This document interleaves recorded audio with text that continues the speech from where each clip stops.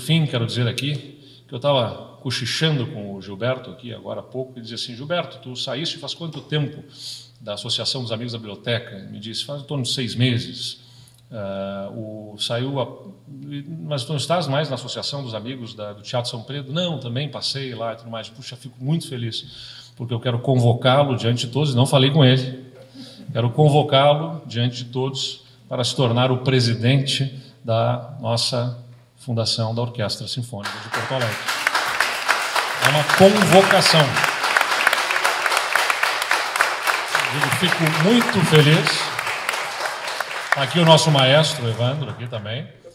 E eu quero fazer esta convocação a ele. Já que está com tempo livre agora, que deixou a Associação dos Amigos, que deixou, né, do teatro, da biblioteca, para ser também aqui o nosso líder por tudo que já fez pelo Teatro São Pedro, por essa biblioteca, não tenho dúvida. Maestro Evandro, a nossa orquestra que já tem sido tão exitosa nos belos espetáculos que nos proporciona, vai voar aí com o nosso presidente, se assim aceitar. Mas aceito assim. Muito bem, então é um risco fazer um convite desse sem ter combinado absolutamente nada, quero dizer, né? Troquei ideias aqui com a Bia antes, naturalmente, que é a minha secretária, e fico feliz porque... Esses empresários generosos. Exatamente. Então, muito obrigado a todos, viva a cultura, viva a arte, viva o Rio Grande do Sul. Estamos hoje aqui na Biblioteca Pública, uma solenidade de entrega da medalha comemorativa ao centenário de edificação da Biblioteca Pública do Estado do Rio Grande do Sul, onde vão acontecer a entrega de 2 medalhas, a Eduardo Leite, o governador, e Merval Pereira, que é o presidente da Academia Brasileira. E tenho a honra de fazer aqui o Marcelo Resch, que eu sou um leitor assíduo teu, e também do Dr. Gilberto Schwartzman, também, que foi presidente aqui. Não, Marcelo, podemos dizer que a presença hoje aqui do governador, do Merval e do Dr. Gilberto chancela uma noite emblemática, histórica para a cultura, para as artes, para a educação, enfim, quem ganha mesmo é a sociedade como um todo, né? E não poderia ser num lugar melhor do que este, né? Essa biblioteca estadual do Rio Grande do Sul, essa biblioteca pública do Rio Grande do Sul, que é um patrimônio que muitos gaúchos não conhecem. Ou faz muito tempo que vieram aqui, vieram quando criança, vieram quando adolescente, talvez tenham ficado 2, 3, 4 décadas sem vir aqui, e está ficando linda, ela está sendo restaurada, né? E essa aqui é uma obra que transcende, digamos, a cultura. Ela é um marco, é um templo, né? É um templo da cultura do Rio Grande do Sul e uma atração para todas as idades, para visitantes, para gaúchos, para não gaúchos, né? E se embebedar com esse ambiente maravilhoso que nós temos aqui em volta de nós, e poder também acompanhar uma exposição que eu estava visitando agora, de Machado de Assis, maravilhosa exposição. Né? Foi antecedida por próximo, né? Só isso, só isso, só isso. Só isso. Doutor Gilberto, a presença do Marcelo hoje aqui, do governador, do Mervaldo aqui, chancela uma noite emblemática, histórica, para a cultura, para a educação, para as artes, não é isso?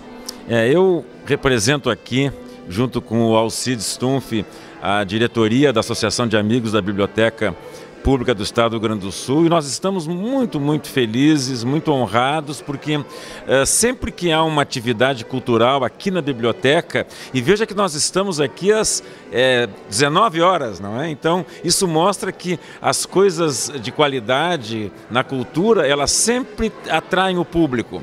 Há sempre alguém muito sedento de cultura e de arte, né, esperando que a gente ofereça coisas de qualidade, não é? E hoje a abertura dessa mostra sobre o nosso grande Machado de Assis, não é? Nós tivemos a exposição sobre os 100 anos da morte do Proust, recentemente, que também foi muito, muito visitada. E hoje temos um momento muito significativo, que é o governador do estado, Eduardo Leite, recebendo a medalha da biblioteca, justissimamente, pelo seu apoio à cultura, não é?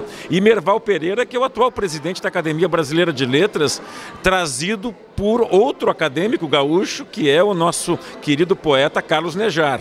Então é uma noite muito especial. Bom, nós estamos num momento, uma noite emblemática, histórica, emocionante, mas a transformação da biblioteca, o senhor sabe quem começou? Não, até gostaria de saber. Doutor Gilberto. Não. Gilberto começou esse movimento de Gilberto impulsionou decisivamente, tem impulsionado decisivamente um trabalho fantástico que o Gilberto faz, não só para a biblioteca, para a cultura toda do Rio Grande do Sul. Então eu sou um grande testemunha e um grande apoiador, né, um incentivador, um entusiasta do trabalho que o Gilberto, né, e outras pessoas agora aqui também na biblioteca estão fazendo com o apoio do governo do estado, que pela primeira vez em muito tempo começou a destinar dinheiro para a cultura, para obras de restauração. Isso aqui é uma coisa que não pode se perder, não pode se deteriorar. Então, restaurar, entregar para os gaúchos isso aqui é uma conquista fantástica para todos nós. Quando terminou a Bienal, o que o doutor Gilberto vai fazer? E nós estávamos nos perguntando. E a inquietude dele, transformadora, nos trouxe aqui esse momento aqui na Biblioteca Pública. O Rio Grande do Sul e a cultura gaúcha ganham sempre com o Gilberto, que tem um tempo muito exíguo, mas que tem muita paixão, muita dedicação e um conhecimento, né, e uma alegria em poder contribuir, que a gente testemunha no dia a dia. Doutor Gilberto, com tudo hoje que está acontecendo aqui na biblioteca, tem uma sensação de missão cumprida, de começar essa transformação aqui nesse templo da cultura, da educação, das artes? Olha, nada disso e longe disso, porque esse trabalho vai exigir uma dedicação de toda a sociedade gaúcha, porque há muito restauro a ser feito, há muita obra de modernização da biblioteca. Hoje em dia, visitando bibliotecas no mundo afora, existe assim muitas tecnologias, muitas ferramentas novas que podem dar uma capilaridade impressionante para a informação e para a cultura do livro, não é? Então a nossa ideia é restaurar a biblioteca, deixá-la tão linda quanto as primeiras décadas do século XX, quando ela foi criada, não é? Essa é a segunda casa da Biblioteca Pública, na realidade, tem 100 anos e é um prédio belíssimo. Se vocês olharem a fachada com os grandes vultos do positivismo, não é? Eu acho que é o único Shakespeare ao ar livre em Porto Alegre que nós temos. É um busto de Shakespeare na fachada. Nós restauramos toda a fachada, junto com um grupo de empresas que nos apoiaram, mais o governo do estado. Ela está linda, a fachada. Graças a Deus, até agora, ninguém fez intervenções indesejáveis na fachada, estamos nos protegendo dentro do possível. Começamos o restauro do hall de entrada, que está lindo, não é? O hall de entrada tinha um cinza muito triste, porque há algumas décadas houve quem achasse que aqueles afrescos nas paredes iriam distrair o leitor. Então se pintou de um cinza meio triste e nós conseguimos descascar com o apoio do IFAM e do IFAI, não é, dos órgãos do patrimônio histórico, e nós temos agora aquela joia que é o hall de entrada, lindo como se fosse Pompeia. São cores belíssimas, né? São afrescos muito bonitos. E nesse ambiente é a mesma coisa, nós mal começamos o restauro aqui. Se restaurou algumas luminárias, uma parte do Salão Borges de Medeiros. O Borges de Medeiros, que era presidente do Estado, que era como se chamava o governador naquela época, antes do Piratini ficar pronto, despachava daqui, daquela sala chamada Sala Borges. Então, esse ambiente é cheio de bons fantasmas. Marcelo, uma noite emblemática, transformadora. Só me resta uma frase só, que sirvam as façanhas de todos que estão envolvidos aqui nessa transformação de modelo a toda a terra. Muito obrigado. Isso mesmo. É um prazer.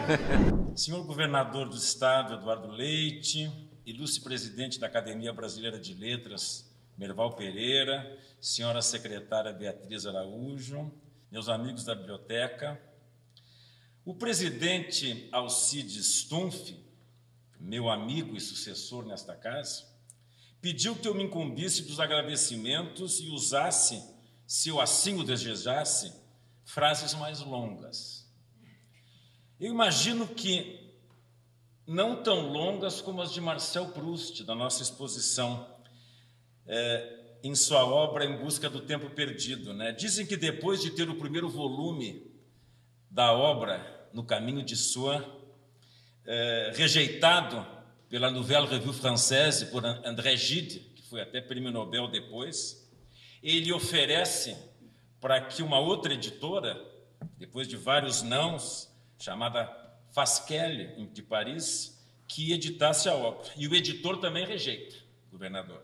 E envia uma correspondência de desculpas, muito educada, dizendo: senhor Proust, Como o senhor imagina que eu possa publicar uma obra na qual o senhor gasta 5 páginas inteiras para descrever como o senhor muda de lado na cama antes de pegar no sono?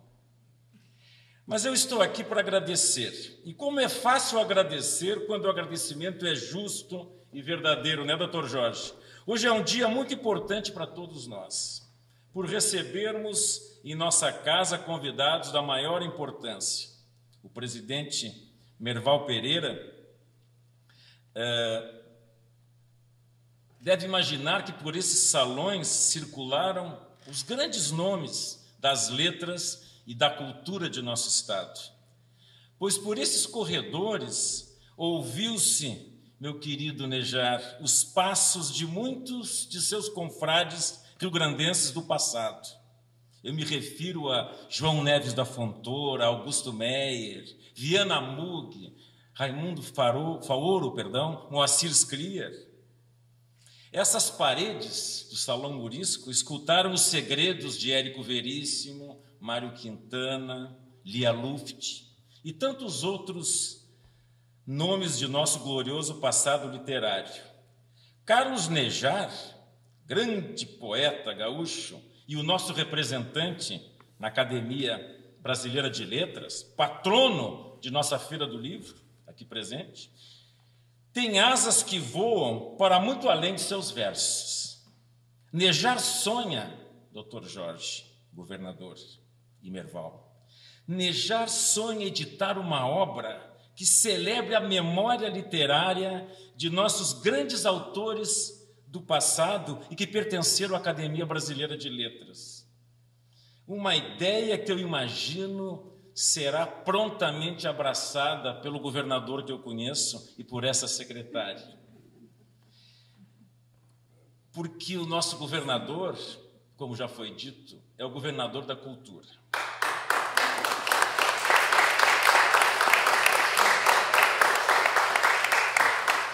E sonhar é nejar. É uma honra reconhecer, mas o senhor governador do Estado e o presidente da Academia Brasileira de Letras receberem a medalha da Biblioteca Pública do Estado do Rio Grande do Sul, para mim é algo óbvio. Não há nada mais justo reconhecer pessoas que se dedicam e defendem a cultura e as artes. Na obra de Proust, que foi o motivo dessa curadoria recente aqui que fiz na biblioteca, há um personagem de um escritor chamado Bergotte, que é talvez o alter ego de Proust, não é? Que ele, quando falece, meu querido Nejar, nas estantes, os seus livros, de 3 em 3, como asas de um pássaro, reverenciam o corpo do escritor morto. Proust amava a virtude. Para ele, a vida devia ser adornada, embelezada com o que há de melhor do ser humano.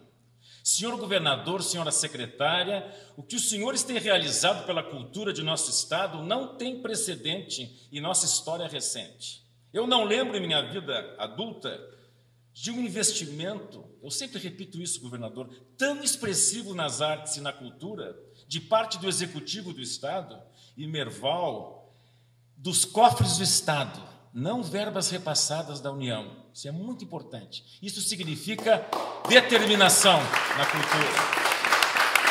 Não há investimento dessa magnitude feito aqui no Estado. Isso é um exemplo de virtude. Quando faço essa afirmação com tal contundência, governador, eu lanço meu olhar na direção dos bustos que ornamentam esse salão morisco e que são a salvaguarda da justiça e da verdade. Meu Deus! Claro que nós temos Borges, Júlio de Castilhos, mas temos Homero, Dante, Shakespeare, Camões. Essa sala é muito, mas muito especial, meus queridos amigos. E mesmo que eles não estivessem aqui, governador, teríamos o testemunho de todos que vivem o nosso presente. Esses anos de tantas realizações, não apenas privilegiando alguns aparelhos culturais da capital, que seria o mais fácil, o mais óbvio politicamente, mas fazendo isso de uma forma capilarizada. Parabéns, secretária, em todo o Estado. Todo o Estado do Rio Grande do Sul, na cultura e nas artes, foi irrigado com verbas desse governo. Isso tem que ser dito. Eu vejo também entre nós, governador, o doutor Jorge Gerdau. Eu vou ser muito claro aqui, pois considero esse momento solene. Os senhores e as senhoras aqui presentes podem procurar à vontade. Eu dou o tempo que os senhores e senhoras o desejarem. Mas não há empresário gaúcho que tenha feito tanto por nossa cultura, e eu não falo só na cultura. Eu sou testemunho, eu sou médico, sou professor universitário. O que o doutor Jorge e sua família e sua empresa fizeram pela saúde e fazem, pela educação, pelos programas de qualidade, estímulo ao empreendedorismo, inovação, enfim, há um amplo espectro de atividades fundamentais para o nosso Estado. Doutor Jorge, eu antecipo que o senhor, ao contrário dos escritores, não precisará entrar para a Academia Brasileira de Letras para se imortalizar. Quando Deus o levar para o céu, e eu espero que seja daqui a muito tempo, eu tenho certeza, doutor Jorge, que no dia seguinte nós teremos a Avenida Jorge Gerdau e Johann Peter, ou um viaduto, ou um centro cultural, ou um auditório, ou um centro empresarial com o seu nome. E justamente... Sabe-se lá, doutor Jorge, se uma cidade emancipada não queira ter o seu nome, não duvido, doutor Jorge, será a justiça, porque o senhor atingiu, na minha visão, e de todos, a imortalidade, não pela academia, mas pela generosidade, que é o caminho, talvez, mais nobre para se chegar à virtude e a esse imaginário de imortalidade. Eu queria agradecer também, de forma muito especial, aos nossos demais patrocinadores, o Instituto Unimed, na figura do Dr. Nilson Mai, que tem apoiado um número impressionante de projetos culturais e artísticos em nosso Estado. Eu sou médico e professor de medicina e sei muito bem como era a Unimed antes de sua chegada. Da sua chegada e do meu querido Dr. Alcides. Era uma cooperativa médica, como tantas outras no país. Contudo, os senhores construíram algo muito maior, de um valor impressionante. Hoje a Unimed, o Instituto Unimed, a Casa da Memória, e o Juremir Machado está aí para comprovar o que eu digo, faz parte do nosso imaginário de cultura e de arte. Não há evento, não há atividade cultural, artística, que o Instituto Unimed não participe. Então, eu sou muito grato, em nome da cultura do Estado, aos senhores e senhoras da Unimed. Eu gostaria de dar também as nossas boas-vindas ao mundo dos amigos da cultura, do mecenato nas artes, da biblioteca pública, aos nossos queridos diretores das empresas Cavalete e Edelbra, que têm sido maravilhosos apoiando os nossos projetos e permitindo que pudéssemos viabilizar a mostra sobre os 100 anos de Proust, do falecimento de Proust, perdão, e espero que apoiem muitos projetos futuros. Os senhores e senhoras da Cavalete e Edelbra também estão conquistando seu lugar no céu. O triunfo das realizações empresariais terrenas, os senhores já conquistaram, graças a Deus. Continuem nesse caminho tão iluminado, Cavalete e Edelbra, e terão um lugar no paraíso de Dante, o nosso querido Dante que está lá nos olhando, não é? Eu posso até vê-los, meu querido Cavalete, no ponto mais alto do purgatório, não se assuste, depois de pagos os seus pecados, no chamado paraíso terrestre, ao lado de Adão e Eva, lá que ficavam, na visão de Dante, na Divina Comédia, Adão e Eva, no paraíso terrestre, a parte mais alta do purgatório, quase saltando para os céus do paraíso, né? Se banhando nas águas do rio Letes, não é isso, poeta? Nos braços da bela e jovem Matilde. Leia a Divina Comédia e o Senhor não se arrependerá. Pois o purgatório, meu querido Cavalete, era o destino dos pecadores arrependidos. Quero deixar bem claro isso. As almas dos pecadores não arrependidos, secretária, não tinham perdão. Elas arderiam no inferno por ao menos 100 anos. É o que dizia Dante. De modo que continuem assim, amigos da Cavalete e da Edelbra, apoiando a cultura e as artes, e terão a sensação de atingir em vida o paraíso. Aliás, Dante Alighieri está sempre conosco, presidente Merval, inspirando-nos e fazendo-nos lembrar até onde pode a arte nos levar. A Divina Comédia é uma viagem pelo inferno dos homens, mas os pecadores arrependidos podem fazer as pazes com Deus, pagando suas prendas no purgatório para depois chegarem ao paraíso verdadeiro. Nietzsche, o filósofo, dizia que a arte nos faz sofrer menos com a verdade. Nosso Marcel Proust, ao final de sua obra Em Busca do Tempo Perdido, no 7º e último volume, O Tempo Redescoberto, descobre-se como escritor. E esta é a sua revelação, a possibilidade de chegar à eternidade através da literatura, que dará sentido à sua existência. Os nossos apoiadores, a Gerdau, a Unimed, a Cavalete e a Edelbra, como eu disse, não precisam necessariamente buscar a literatura como forma de atingir a eternidade. Basta continuar no exercício de sua generosidade, mantendo o olhar bondoso para a cultura e para as artes. Nossa querida diretora, Ana Maria de Souza, minha querida amiga, com essa mostra sobre nosso escritor maior, Machado de Assis, que hoje se inicia, e pelo zelo que tem demonstrado por nossa biblioteca, também está pavimentando a sua estrada rumo ao paraíso. Até o nosso querido diretor, Fabiano Saraiva, que veio de tão longe da Associação de Amigos da Biblioteca e que concedeu as medalhas hoje oferecidas aos nossos homenageados, e o nosso diretor do Departamento do Livro, Benhur Bortolotto, estão também no mesmo caminho.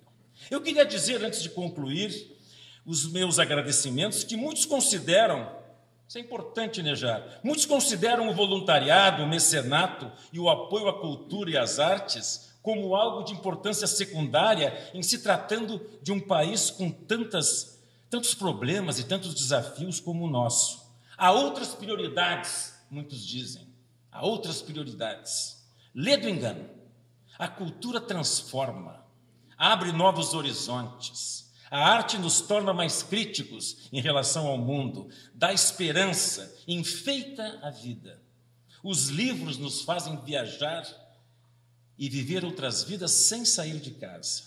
Para os céticos e os pessimistas, meu querido poeta Nejar, Nietzsche reservou a sua definição inicial de niilismo. Nada vale a pena, Deus está morto.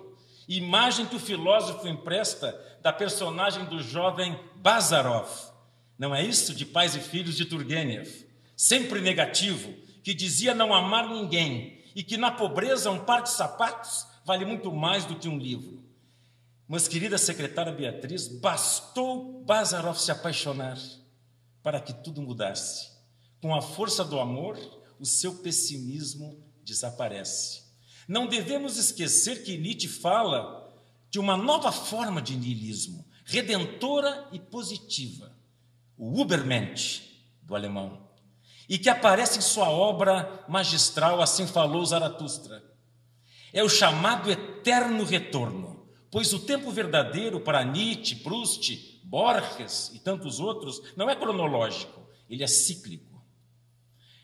O que move o homem no mundo, para Nietzsche, é a vontade.